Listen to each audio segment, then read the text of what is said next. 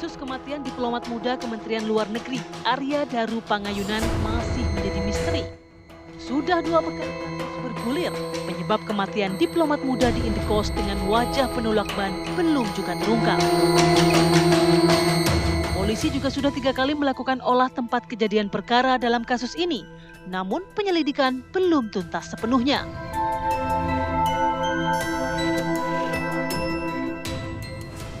Kepingan kronologi kematian pria lulusan hubungan internasional UGM tahun 2025 ini terus ditelusuri untuk menguak hal janggal yang dialami almarhum. Kapolri meminta semua pihak menunggu hasil scientific crime investigation yang berjalan. Menunggu hasil dari pemeriksaan. Kita lakukan pemeriksaan oleh kedokteran forensik, kemudian juga laboratorium forensik, dan tentunya semuanya harus kita kumpulkan jadi satu untuk nanti kemudian menjadi kesimpulan terkait dengan peristiwa yang terjadi. Apakah peristiwa pidana ataukah peristiwa yang lain.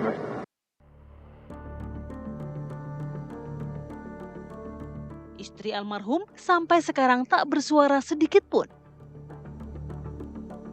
Jelas, ini pilu mendalam bagi keluarga. Komunikasi sebanyak 3 kali dari istri tercinta lewat penjaga Indekos untuk mengetahui kondisi suami di tanggal 7 hingga 8 Juli tak terjawab, hingga kamar Indekos Arya Daru pun dibuka paksa. Kakak ipar Daru, Meta Bagas, menyerahkan sepenuhnya kepada polisi untuk mengungkap peristiwa yang terjadi. Kami sekeluarga menghargai proses yang sedang dilakukan oleh pihak yang berwajib dan segala sesuatunya. Nah, ya mari kita tunggu bersama-sama hasilnya seperti apa. Karena yang kami percaya bahwa apa yang dilakukan oleh yang berwajib itu kan pasti sudah mengikuti kaidah-kaidah yang ditetapkan. Arya Daru pun telah dimakamkan di kampung halamannya. Dan polisi masih bekerja melacak jejak digital di laptop, ponsel, hingga bukti forensik lainnya. Tapi kuncinya adalah otopsi dan patologi Arya Daru Pangayunan yang belum dirilis. Tim TV One mengabarkan. Ya, memang masih menjadi misteri setelah ditemukan 8 Juli 2025 di Indekosnya Arya Daru. Saat ini juga pihak kepolisian terus bekerja keras mengungkap motif dibalik. Meskipun durasinya sudah cukup panjang ya, 14 hari. Sudah lebih, dan juga ini sudah menjadi perbincangan publik. Jadi arahnya sudah ke kanan, sudah ke kiri gitu ya, Pi ya. Kita akan membahas mengenai hal ini dengan narasumber yang sudah hadir di studio pagi hari ini. Sudah ada Irjen Purnawirawan Arief Wicaksono, Ketua Harian Kompolnas. Assalamualaikum, selamat pagi Pak Arief. Selamat pagi, Terima kasih. Sehat Selamat ya? pagi. Alhamdulillah. Kemudian juga Mas Reza Indragiri, psikolog forensik. Selamat pagi Mas Reza. Assalamualaikum. Assalamualaikum. Waalaikumsalam. Kemudian juga sudah bergabung bersama kami, sudah ada Komjen Purnawirawan Susno Duaji, mantan Kabareskrim. Selamat pagi, Assalamualaikum. Selamat pagi, Assalamualaikum Mas Susno. Selamat pagi Pak Wid. Sehat ya Pak Susno ya? Selamat pagi Pak Indragiri. Alhamdulillah. Baik. Izin saya mau ke Pak Arief dulu. Pak Arief, Kompolnas juga sudah mendatangi langsung TKP. Pak Arief datang TKP. Alhamdulillah datang. Datang langsung ya ke Iya. TKP, kemudian juga meminta sejumlah barang buktian di pihak kepolisian secara lebih detail begitu. Apa temuan terbaru dari Kompolnas? Iya, jadi ini kami datang ke TKP di Gondang Dia, kosan itu, di Menteng itu bersama dengan Pak Anam. Pak Anam sehari sebelumnya sudah mengunjungi keluarga almarhum di Jogja, dan ada beberapa hal yang memang perlu dikonfirmasi. Di antaranya pada waktu kemarin ke TKP itu kita membuat komunikasi langsung dengan penjaga kosan, Pak Siswanto kalau nggak salah. Ada di tempat ya? Ada di tempat. Jadi memang kosan itu suasana memang kalau di dalam itu memang lebih privacy. Ada beberapa kamar kalau nggak salah 12 kalau nggak salah. Di kamarnya almarhum itu kamar 105. 105. Nah kemudian hal yang kemarin disebutkan baru itu kami diberikan akses masuk ke dalam. Ke dalam kamar? Ke dalam kamar. Ya, saya juga terima kasih. Ada dari Pusian Hafiz Jakarta Pusat, Polres Jakarta Pusat, kemudian dari lengkap dari penyidik Krim Polda Metro Jaya, yaitu dari penyidik, Kanit, Mendampingi Kompolnas Pak ya? betul, Kasubdit, hadir situ semua. Apa yang ditemukan dalam kamar? Nah, di kamar itu kami melihat plafon. Pertama adalah pintu. Pintu udah pasti. Pintu. Karena itu viral tuh Pak. Kan Betul, videonya tuh. pintu kan dilihat ada 2 CCTV. Satu bisa melihat almarhum ketika jam 23.23 keluar kamar membawa bungkusan. 2 menit kemudian masuk, ya kan. Nah, pada waktu beliau keluar, almarhum keluar, itu kan pintu ditutup. Ya. Saya pun juga tadi berpendapat, loh kok ditutup? Apakah tidak menutup kemungkinan ada orang lain masuk? Ternyata pintu itu sistemnya kayak di hotel. Jadi harus begitu ada... dia tutup, ada Oh dia nutup. Oh dia ada yang alat yang di atas ya, pintu itu ya? kartu tab-nya itu. Kayak di hotel smart kan. lock gitu ya mungkin ya. Smart lock. Jadi begitu dia tutup, dia otomatis kunci. Nah begitu dia masuk lagi 2 menit lagi yang kita lihat di CCTV, itu dia pakai itu dia masuk, ya kan. Nah saya lihat ke atas itu ternyata ada dua CCTV, yang satu mengarah ke lorong, yang satu agak bisa mengarah ke pintu. Tapi tadi. itu full kan, kalau kita lihat di media sosial kan hanya potongan-potongan video Ya. CCTV. Tapi dari Kompolnas sudah mendapatkan secara full ya Pak ya? Iya, paling tidak. Videonya. Paling tidak sudah diberikan video dan gambaran tentang kondisi realnya. Itu yang pertama, Mbak. Jadi begitu kami masuk ke dalam, kita lihat plafon di kamar mandi maupun di tempat tidur itu nggak ada yang rusak. Nggak ada yang rusak. Terus ada lagi, ini saya tunjukkan pintu di dalam. Ini kan sudah ini kan sudah di sharing juga kepada media kemarin, seperti kondisi kabarnya pintunya terkunci dari dalam ya Pak ya, betul. slotnya Nah, ya. ini kayak begini. Oh. Nah, ini kan ini bagian dalam pintu ya Pak? Iya, jadi ini kan ada. Bisa ditunjukkan ke kamera? Boleh ke depan nggak Pak? Ya. Boleh Ini. dibantu untuk di...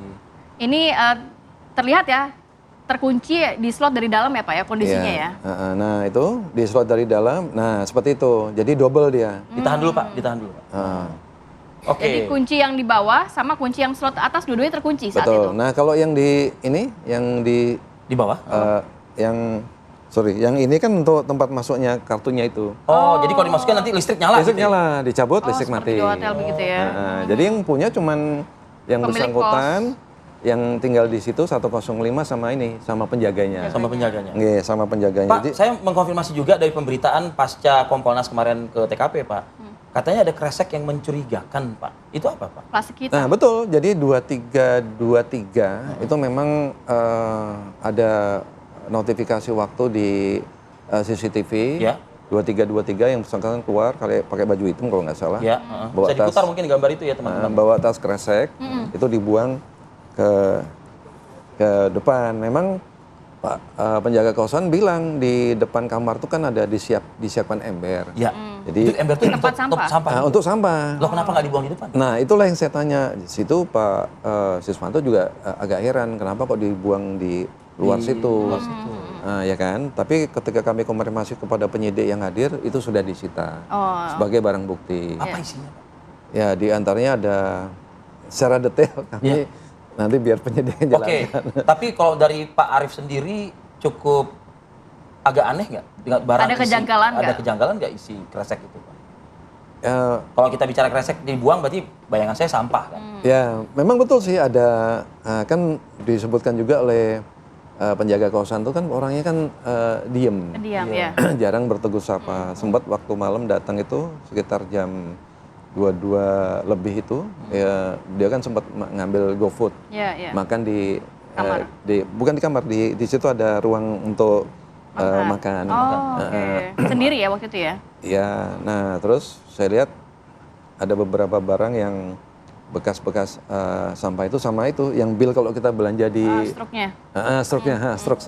struk. Dan itu ya selebihnya ranah penyidik. Pak Arief, tapi sedikit kan dari Kompolnas juga mengetahui begitu CCTV tidak hanya hari H kejadian, hari sebelumnya kabarnya ya, dari beberapa hari sebelumnya. Ada nggak interaksi antara si Arya dengan pihak lain yang dapat dikatakan janggal nih sebenarnya? Ya begini, jadi memang ini yang sudah dijelaskan oleh penyidik tadi, memang time to time sebelum sampai sesudah dengan kejadian itu memang sudah termonitor semua melalui teknologi digital. baik yang istilahnya MSISDN, Mobile Ya. Subscriber International, yang SDN-nya lupa saya. Ya, oke. Jadi itu handphonenya beliau. Oh, Artinya handphone sudah disita penyidik ya Pak ya? Handphonenya beliau, kemudian itu termatch dengan CCTV bukan hanya yang ada di lokasi kosan maupun yang di luar. Nah yang di lokasi kosan itu memang saya lihat CCTV pasang sendiri. Oke. Agak sederhana, dia pakai MMC kalau nggak salah untuk nyimpen datanya itu. Oke. Jadi mungkin harganya agak Oke. ya. Sedikit lagi Mas Reza nih ke Pak Arief nih, Pak Arief. Dari kalau tadi kan saya ingin tahu soal kresek Pak. Kalau dari handphone almarhum ditemukan nggak hal-hal yang mencurigakan juga Pak misalnya? Apakah itu misalnya di grup WhatsApp kah misal gitu ya Pak? Atau Grup-grup misalnya lain, ada ya. platform-platform tertentu yang di luar yang mainstream ya Pak gitu? Ada nggak? Iya. Jadi memang masalah alat komunikasi handphone itu off itu jam 21. 21 Sebelum almarhum masuk ke kamar. Iya. Itulah 21 jam 9 berarti terakhir komunikasi dengan pihak keluarga kabarnya juga dengan jam pihak segitu istri. ya. Itulah sebabnya pihak istri juga Kontakin penjaga kos. penjaga untuk dicek what's really going on with my husband kan gitu. Iya, Iya, iya, iya. iya. Nah, Walaupun ada aktivitas sampai jam 12-an ya. Kalau di CCTV kan jam 11 jam 12 ya. Betul. Tapi di situ penjelasan dari Pak Direkrim Pak Wira beserta Kasubdit, Kanit dan penyidik itu memang off-nya di 21 itu. 21 itu ya. Dan Gitu, tidak Pak. ada handphone lain Pak atau alat-alat komunikasi Komunikasi lain lainnya. gitu selain handphone? Ya ada kayak MacBook atau Laptop laptop. Oh, ada ya. Nah itu sekarang masih dalam ranah ditelusuri digital evidence oleh penyidik. Oke. Mas Reza, Masih menjadi teka-teki ini sebenarnya. ya saya justru jadi kemana-mana. Bener kata Rati tadi, jadi perbincangan di publik jadi kemana-mana gitu loh Mas Reza. Dari Anda mungkin juga yang membaca beberapa pemberitaan dan mendengarkan juga keterangan dari Pak Arief. Dan mencermati dari kasus-kasus arahnya yang kemana lain ini? mungkin. Apakah memang karena, mohon maaf dengan tidak mengurangi Rasa hormat. simpati saya kepada keluarga ya, ada istilah bunuh diri kah atau apa Mas Reza? Ketika menyimak pemberitaan bahwa almarhum ditemukan dalam kondisi terlilit lakban, Ya. seketika saya membayangkan boleh jadi almarhum meninggal akibat pasokan oksigen yang habis. Ya, sesak napas katakanlah begitu. Ya. Cuma pertanyaan yang harus dijawab adalah apakah kondisi sesak napas, kondisi pasokan oksigen habis itu diakibatkan oleh perbuatan pidana atau bukan? Kalau pidana sudah jelas berarti itu ranah kerja kepolisian. Ya. Polisi harus mencari siapa pelakunya. Polisi mencari pelakunya tidak, Pak? Dicari, di tracking. Oke, gitu ya. Nah, keempat kemungkinan saya membuat jembatan keledainya untuk membantu ingatan adalah NHSA. Apa itu Mas? Saya mulai dari yang N, natural. Natural. Bahwa seseorang meninggal Alamiah ya? akibat sesak napas dalam sebuah situasi alami, penyakit misalnya, asma, pneumonia, TBC dan sejenisnya. Tapi maaf, sekali lagi karena kondisi almarhum sedemikian rupa, maka sepertinya kita bisa kesampingkan kemungkinan bahwa Natural almarhum ini. meninggal dalam sebuah Apalagi ada situasi alami. video dia berjalan masih segar Betul. bugar. Nah, kita masuk ke kemungkinan yang kedua. S, suicide. Suicide, bunuh diri. Seseorang punya niatan untuk menghabisi dirinya sendiri dengan cara menyumbat pasokan oksigen. Adakah kemungkinan itu? Kalau saya akan melakukan penelusuran begini, termasuk ini saran saya ke teman-teman kepolisian sejak dulu. Ya. Coba cek adakah catatan pribadi yang dia tinggalkan, wasiat yang dia sampaikan, Ya. atau kalau mungkin dia orangnya katakanlah tertutup, tidak berbagi cerita secara lisan kepada siapapun, cek media sosialnya, adakah narasi-narasi gelap, Jejak digitalnya ya. betul, narasi-narasi gelap yang mengindikasikan sudah punya ide untuk mengakhiri hidup. Kalau ada, berarti mungkin memang pasokan oksigen itu disumbat secara sengaja karena yang bersangkutan memang ingin mengakhiri Berarti hidupnya. probability S tadi itu Ya, ada kemungkinan S Ada. ya. Sekarang yang ketiga, H, homicide. Meninggalnya seseorang akibat perbuatan orang lain. Ada pihak ketiga. Bisa karena pembunuhan, pembunuhan berencana, penganiayaan dan seterusnya. Menyimak apa yang Pak Arief kemukakan barusan, tidak ada kerusakan di TKP, kalaulah itu disebut sebagai TKP, terkunci dari dalam. Pelapornya nggak kenapa-napa. Ada tidak tanda-tanda kekerasan pada tubuh korban? Pak Arief tidak meng-highlight itu sama sekali. sepertinya kemungkinan homicide, yaitu yang meninggalnya seseorang akibat perbuatan orang lain, boleh jadi juga bisa kita seperti yang N Sampaikan. tadi ya Pak. betul, ya, sudah dua nih ya, sudah dua yang kita eliminasi. Iya, yang terakhir. Tinggal kemungkinan yang keempat, Ah. yaitu accident. Seseorang meninggal dunia karena pasokan oksigennya tersumbat akibat sebuah kecelakaan. Maksud kecelakaan apa? Yang bersangkutan mungkin tengah melakukan aktivitas apapun itu, namun terjadi atau muncul sebuah situasi yang berada di luar kendali, sampai-sampai situasi itu menggiring yang bersangkutan untuk masuk dalam situasi kritis, alias kehilangan nyawa. Nah, dari diskusi singkat, dari data yang terbatas saya simak di media, boleh jadi kita bisa kesampingkan dua kemungkinan, tinggal tersisa dua kemungkinan. Tapi kalau melihat tubuh korban ini dalam keadaan muka terlilit lakban, kondisi tertutup selimut, Mas. Ya. Itu juga bisa menggambarkan dua hal yang tadi ya? Tadi saya katakan Yang ya, S sama A itu. semua kemungkinan empat ini kan dikarenakan pasokan oksigennya tersumbat. Iya, iya. Cuma yang mana yang menyebabkan situasi apa Iya, iya. yang menjelaskan Masuk yang klaster mana nih? pasokan oksigen tersumbat itu dalam situasi yang mana? Oke. Dari apa yang saya sampaikan tadi, kemungkinan dengan segala hormat teman-teman penyidik lah yang pasti tahu jawabannya. Oke. Tinggal tersisa dua kemungkinan. Apakah menghabisi diri sendiri ataukah kecelakaan? Oke, Pak Komjen Purnawirawan Susno Duaji, Pak. Saya ingin konfirmasi, Pak, dong pernyataan Bapak di beberapa media yang mengatakan saya murni melihat ini penuh kejanggalan, begitu ya? Kurang lebih ya kalimat Bapak. Apa itu kejanggalannya, Pak Susno?